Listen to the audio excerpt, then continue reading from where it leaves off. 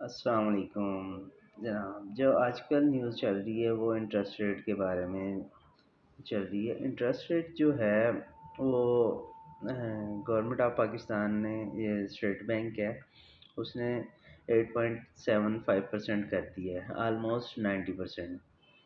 तो interest rate का अब इसके कुछ बेनिफिट्स और उसके डिसएडवांटेज देखते हैं। तो बेनिफिट्स तो इसमें ये होगा कि इंटरेस्ट रेट क्योंकि अदर कंट्रीज़ के अंदर कम है और पाकिस्तान में ज़्यादा है, तो इससे ये होता है कि फ़ॉरेन इन्वेस्टमेंट आती है, डॉलर की शक्ल में हमें कुछ पैसे मिल जाएंगे, कुछ डॉलर्स मिल जाएंगे। लेकिन साथ ही साथ उसका लॉस ये होगा कि हमें 9% देना पड़ेगा। जब 9% देगा बैंक, तो इट मीन्स के बैंक को 9% से ज़्यादा पैसे कमाने पड़ेंगे। जब हम 9% ज़्यादा कमाएंगे उससे, तो फिर ये होगा कि 9% हम इंटरेस्ट पे करेंगे उसको, और प्लस जो प्रॉफिट होगा फिर ही फ़ायदा होगा हमें। ठीक है। दूसरी बात ये है कि इंटरेस्ट रेट बढ़ने के नुकसान क्या क्या हैं। इंटरेस्ट रेट बढ़ने का जो पहला नुकसान है वो ये है कि जितने भी कारपोरेट्स, जितनी भी कंपनियां, मिल्स वगैरह जितनी भी चल रही हैं, वो जब लोन लेती है तो उसको हाई इंटरेस्ट पे करना पड़ता है। अब 9% के करीब तो इंटरेस्ट पे करेंगे, तो उनको प्रॉफिट कितना होगा?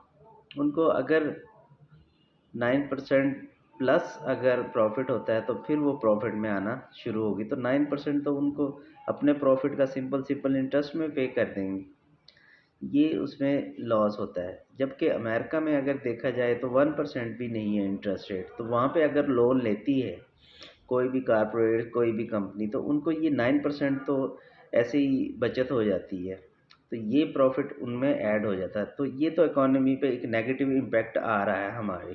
तो इसी तरह ओवरऑल, जब क्योंकि जितने भी सेटअप होते हैं वो सारे नए लगते हैं और फिर नए से नए होते हैं, तो उनमें फिर किसी कर्ज़े की ज़रूरत होती है, अक्सर लोन लिया जाता है। तो लोन पे ये होगा कि हाई इंटरेस्ट पे करना पड़ेगा, तो प्रॉफिट कम होगा, इस वजह से काफ़ी लॉस हो सकता है। तो इसका इम्पेक्ट ओवरऑल स्टॉक मार्केट पे आएगा, वो नेगेटिव में जाएगी, तो फिर रेवेन्यू टैक्स वगैरह वो जनरेट कम होना शुरू हो जाते हैं, तो हुकूमत को अल्टीमेटली तो इसका लॉस ही होता है। नंबर एक बात। नंबर दो, कि इंटरेस्ट रेट बढ़ने से इन्फ्लेशन भी बढ़ता है। उसकी वजह ये है कि अब कोई भी कंपनी है जो अपनी प्रोडक्ट बनाएगी, उसने 9% तो ऐड करना ही करना है, जो कि हम इंटरेस्ट पे कर रहे हैं, प्लस उसे अपना प्रॉफिट भी रखना पड़ेगा। तो वैसे दुनिया में एक रूल चलता है कि जितना भी इंटरेस्ट रेट होता है उससे 1 या 1.5% या 2% वो जो इन्फ्लेशन रेट ज़्यादा होता है। तो पाकिस्तान में जो महंगाई है वो पहले 7% पे इंटरेस्ट रेट चल रहा था, तो महंगाई थी 8 या 8.5%, 9% दे जाते। अगर इंटरेस्ट रेट 9% हो गया तो महंगाई अब तकरीबन 11% तक बढ़ सकती है। ठीक। तो पाकिस्तान में इस तरह से महंगाई बढ़ती है क्योंकि इंटरेस्ट रेट होगा वो डायरेक्ट हमारा इन्फ्लुएंस करता है इन्फ्लेशन पे। तो इंटरेस्ट रेट से एक तो महंगाई बढ़ेगी, ये बहुत बड़ा नुकसान है, और दूसरा ये है कि अगर हमारे पास पैसे पड़े हुए हैं, अगर 1 लाख रुपए अब पड़ा हुआ है, तो इंटरेस्ट से जितना होगा उतने परसेंट से हमारी वैल्यू कम हो रही है। फॉर एग्ज़ाम्पल, अगर हमारे अकाउंट में 1 करोड़ रुपए पड़ा है, तो वो साल के बाद वो हमारा जो 91 लैक्स, हम कह सकते हैं कि मतलब 91 लाख रुपए तक वो उसकी वैल्यू रह जाएगी, क्योंकि 9% हमारा इंटरेस्ट में उड़ जाएगा, क्योंकि वो मतलब डायरेक्ट करता है उसको, इन्फ्लेशन रेट को। तो ये सब चीज़ें ना इंटरेस्ट रेट पे बहुत ज़्यादा डिपेंड करती हैं।